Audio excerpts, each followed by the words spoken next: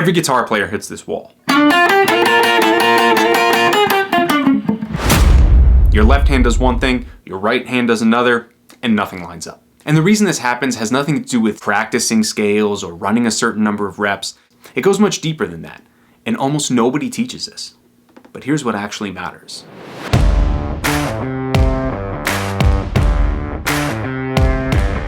Today we're talking about one of the biggest problems guitar players face, synchronizing the left and right hands. And we're gonna go deep, but not in a complicated science-heavy way, just the things that actually make your playing work. My name is Max Rich, and I specialize in guitar biomechanics. I help players understand the physical mechanics behind clean and effortless technique. And there are two reasons your hand sync breaks down: distance control and moving in time. And I'm gonna go over both of these and give you some drills to help you improve so your hands never fall out of sync again. The first problem is distance control, and this is huge. Every movement you make has to be the correct distance, every single time. Imagine leaving for work every day from a different neighborhood. There's no way you're gonna make it there on time because you have no idea how long it's gonna take. And that's exactly what happens when your distances change while playing guitar. You're going from point A to point B, but if one of those points is always changing, you can't map out when you're gonna get there. Both your hands are constantly moving when you play, and the distances they move need to be predictable. If your pick is moving back and forth a half an inch and your fretting fingers are moving 1 inch, they need to be doing that consistently so that your brain can predict when they're gonna reach the string. But if one of your fingers accidentally jumps a little farther than expected, that extra distance means it's gonna arrive to the string late. But your pick is still gonna get there on time. And that mismatch, that creates... Your brain is timing your movement based on the distance it expects to travel. But if that distance is changing from note to note, your brain is always gonna be wrong. And that's why your hand sync feels kind of random. Like sometimes it's working, sometimes it's not. But it's not random. It's the inability to control distances consistently. So before we get into ways to fix your distance control, we have to talk about the second problem, moving in time, because it is directly connected to distance. In order for your hands to sync up, your body really has to internalize the subdivision of the song you're playing. Subdivisions are usually like eighth notes, 16th notes, or triplets. Every movement you make on the guitar, your finger flexing, your wrist deviating back and forth, your knuckles opening, every single movement has to be mapped to a time grid. It has to be mapped to that subdivision. In other words, every movement needs to be in time. Now, if we can't control our distance 100% of the time, all the time, then we need to solve this problem. Let's say in the span of an eighth note's time, your finger normally travels an inch to get to the string. But then when you take it off after you're done playing that note, you went 2 inches away from the string. Now it has to travel farther. So now your brain is faced with a problem. It has two options. Option 1, you move at the same speed, you're gonna be late. Option 2, you speed up and you still arrive in time. If you can speed up your movement through the air, you can stay synchronized.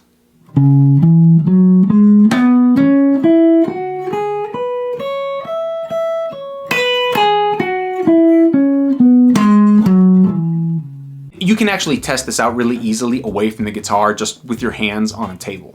Start by tapping steady eighth notes, one in one hand, one in the other. Keep both hands moving the same distance through the air, and without stopping, make your right hand move higher into the air, but stay in time. The only way this possibly works is that you're speeding up the movement as you travel through the air. Now, this teaches you two very critical things. Your hands can travel different distances and still sync up. And if you accidentally move too far, you can recover if you stay in time. What do both of these have in common? The staying in time part. That's why practicing with a metronome is so important. Because the timing itself is what allows your technique to function. It's kind of like the timing belt in a car. You can have a Ferrari engine, you can have a $200,000 engine, and you take out that timing belt and the whole thing is useless. Because for an engine to work, everything needs to move the right distance at the right time. And your hands are no different. Okay, so now I'm gonna show you the exercises that will expose your sync problems and fix them just as fast. So exercise 1 is the tremolo drill. And it's the one that focuses on our right hand distance, controlling how far our pick moves. Now, if you don't know what tremolo picking is, it's that alternate picking machine gun sound. Think Miserlou by Dick Dale.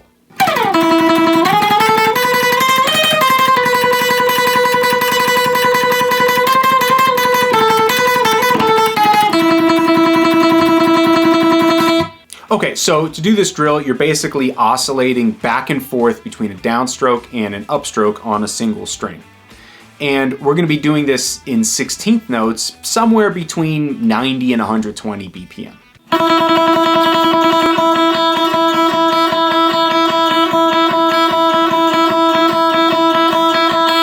Now, if you hear any accents or hiccups or unevenness while you play, that means the distance you're moving that pick is not even. It's not symmetrical on both sides of the string. Now, here's an awesome hack. Open your phone's voice memo app and record yourself doing the tremolo. Then when you're done, click edit and you'll be able to see the waveform that you just recorded. Every peak should be the same height. That's your volume. And the space in between every peak, that's your timing. They should all be the same. So you can actually see a visual representation of whether your distance control is accurate and stable or if it's not. Now, once your tremolo looks and sounds good, your picking is calibrated. Now, if this biomechanical approach clicks for you and you want to go deeper, check out my workshop, Hand Mechanics, down in the link below. It's a deep dive into finger mechanics, hand position, tension control, and eliminating technical obstacles. If you want super efficient, pain-free technique, this is the place to start. All right. We're going to the left hand. Okay, exercise 2 is the 4-finger drill. Done biomechanically correct. Now with your left hand, we're using fingers 1, 2, 3, and 4. And there's 24 combinations of those numbers. There's 6 that start with finger 1, 6 that start with 2, 6 that start with 3, and 6 that start with 4. Some of these are easy, and some of them are kind of brutal. Now start with just your left hand, your fretting hand, no picking. And the metronome somewhere between 60 and 90. We're gonna pick a random one of these combos and we're gonna fret them as 8th notes to the metronome.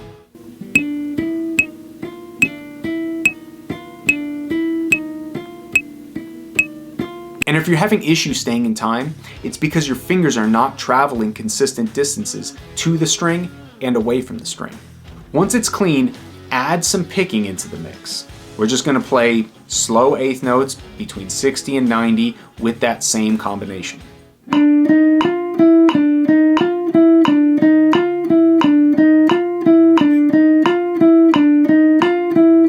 And when you're doing this exercise, you're not trying to make it through one revolution. You're trying to loop it for 2-3 minutes, because if you can, now your left hand is locked in.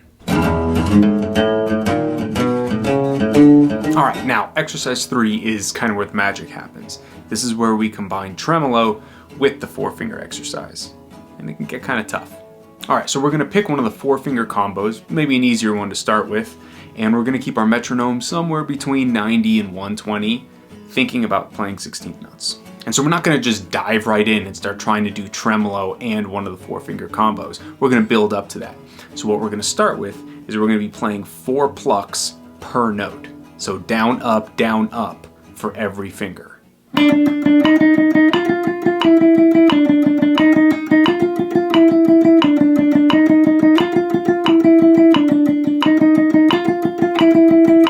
So you start with 4 plucks, and then you move to 2 plucks per note, and then finally 1 per note.